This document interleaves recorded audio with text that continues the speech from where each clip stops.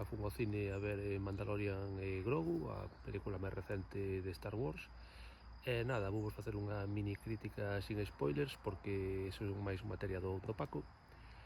E de Mandalorian e Grogu é a peli que serve como un peche a esa serie de Mandalorian que Disney empezou fai 7 anos, e que foi sin dúbida un dos produtos máis exitosos da franquicia, que lle deu un pouquiño de vida nova despois do, en parte, fracaso da triloxía secuela.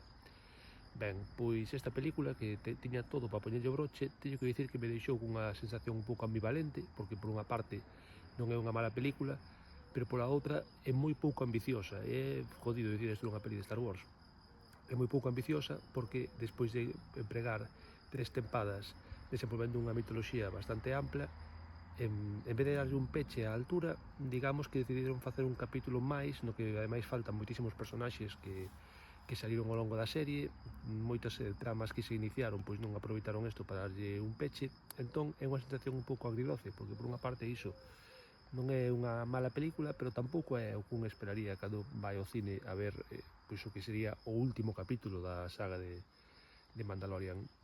En fin, que a podedes ver, pero non fagades como a min, non vos metades un atracón de series de Star Wars pendentes xusto antes para non perdervos nada, porque podedes ver a película dunha forma completamente independente.